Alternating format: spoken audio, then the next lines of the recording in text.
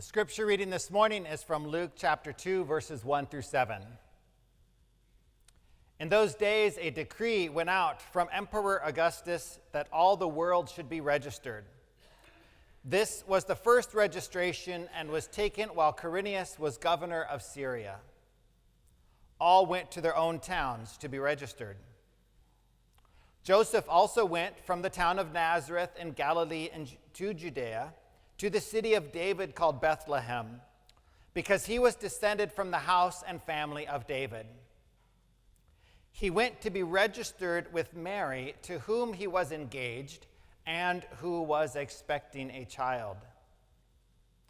While they were there, the time came for her to deliver her child, and she gave birth to her firstborn son and wrapped him in bands of cloth and laid him in a manger, because there was no place for them in the inn.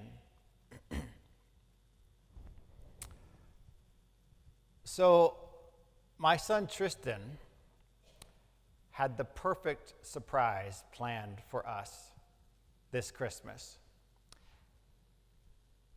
He was scheduled to arrive by plane last night in Chicago, so Ginger and I got into the car and drove to Chicago to pick him up at Midway Airport. And when we arrived, we checked the status on our phones, and it said, delayed. Okay, so we went to the cell phone lot and sat and waited a little bit, and then we checked the status, and it was delayed even more. So we thought, well, we're hungry. We're not going to wait for Tristan to get some food. We went to a restaurant, got some pizza, and while we were eating, we noticed it was delayed some more, and eventually it was canceled. The flight was canceled.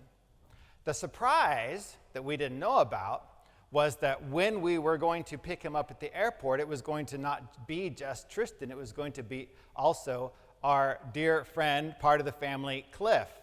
We did not know Cliff was coming to visit us for Christmas. Well, Cliff's plane, booked separately on a separate flight, arrived. So Tristan said, you still need to go back to the airport because Cliff is there waiting for you and has been waiting for a while. And we got a text from Cliff that said, sorry, the surprise is ruined. So we went to the airport to pick up one person and ended up picking up someone else. Tristan is in St. Louis. The flight that he was rebooked on this morning is delayed. I don't know when he'll get here, but when he does, it'll all be good. It reminds me of, well, no, that's not really genuine to say because I was going to tell this story before that happened, but it all goes together. A few years back in my previous church, a Sunday morning worship service that happened just before Christmas, a special worship service filled with lots of special music. And the choir filled with regular members as well as other singers who joined just for that occasion. And accompanied by several musicians, they had all worked extra hard on these songs. And we even had a handbell choir to perform that day. In fact, the very first thing in the order of worship was the handbell choir calling us to worship with their rendition of Silent Night. At the appointed time, the members of the handbell choir took their places. The congregation eagerly awaited for the music to start. Everyone was ready for what we expected was going to be the perfect Christmas worship. The bells began to ring, and it sounded heavenly. The angels themselves could not have done it better. This was Christmas worship at its finest. And even though, it was all instrumental with just the handbells, we know the words, the Silent Night, right? So we're kind of hearing the words in our heads while the bells play. Silent night, holy night, all is calm. Now, this church was not far from the airport. It was far enough that the sound of airplanes taking off usually did not bother or impact the worship service. But a couple times a year, the U.S. Navy F-18 fighter jets conducted training operations at the airport. They always flew in pairs, so when one took off, there's another one coming right after it.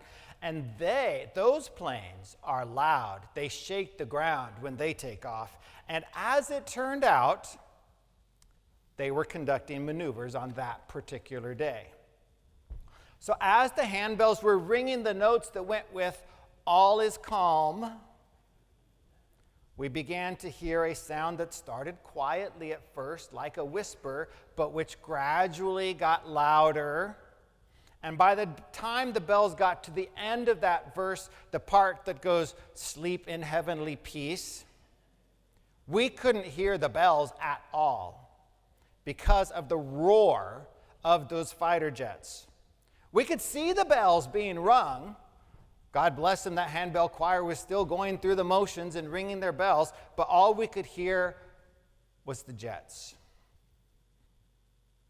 Wouldn't you know it, the next song was also interrupted, this time by some fire engines passing by on the street.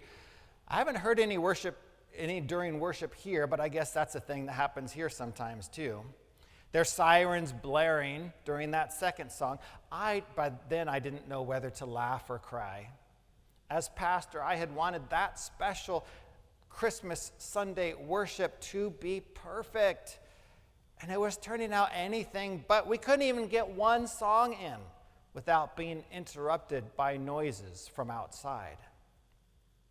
My mood started to turn sour. Instead of being transported to the heavenly realm by wonderful, out-of-this-world music, the thunderous interruption at the start of the worship and the other unwanted noises that continued did not allow my mind to escape this world and rise up to heaven, which is what I wanted for me and for everyone who was present that day. I wanted a worship service that took us out of this world and all its troubles and transported us to where the angels are.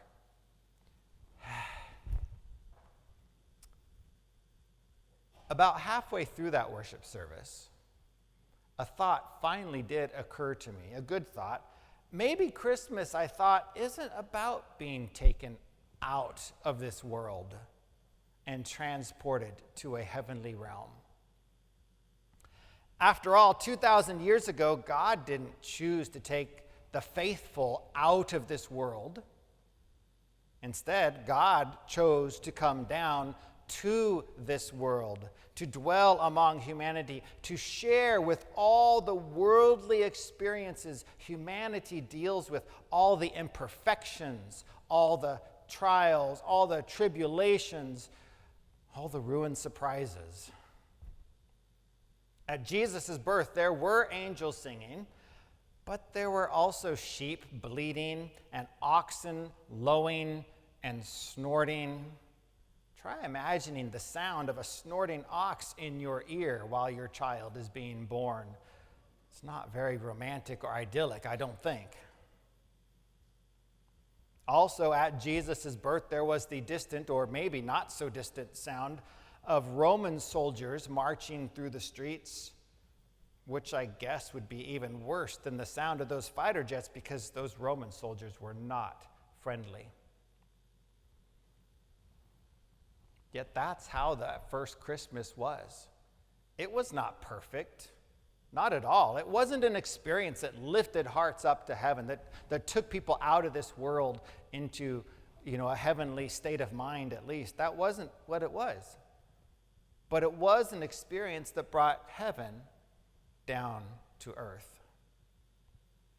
The beauty of Christmas, I realized, isn't that we are taken out of this world and all its troubles. The beauty of Christmas is found in the fact that God chooses to dwell with us in the midst of this world and all its troubles. And I was reminded that's what the word Emmanuel means, God with us. By the time that worship ended, my mood had improved.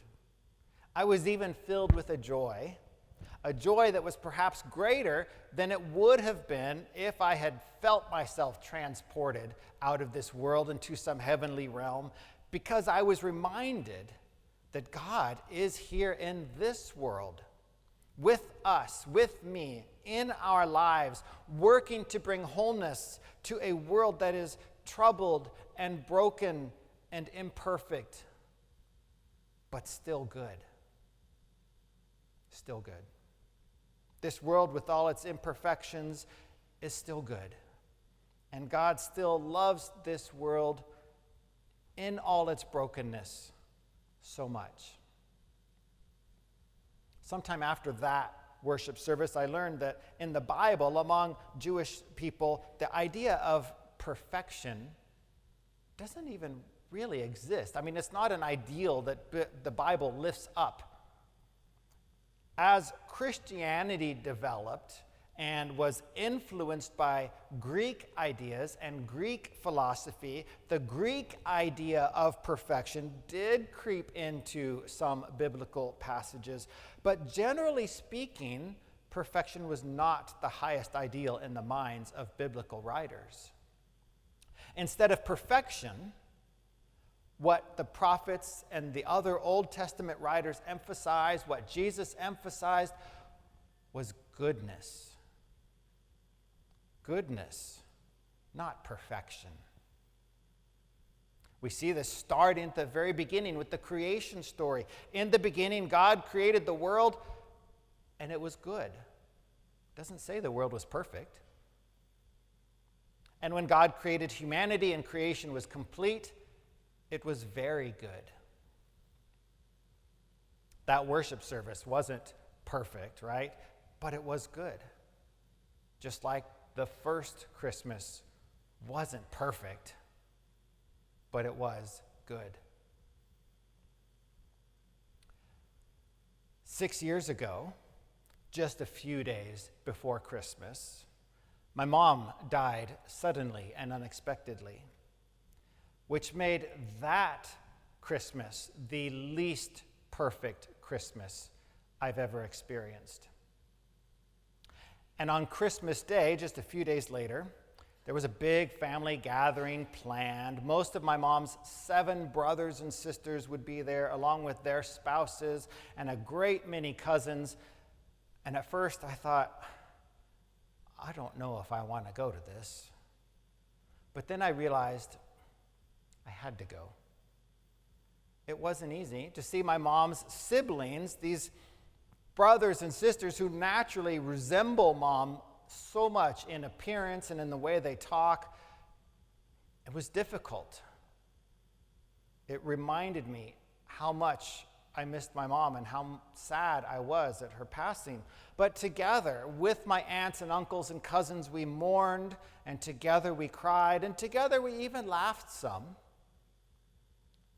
And you know, never have I felt more loved and supported and cared for at Christmas than I did at that Christmas.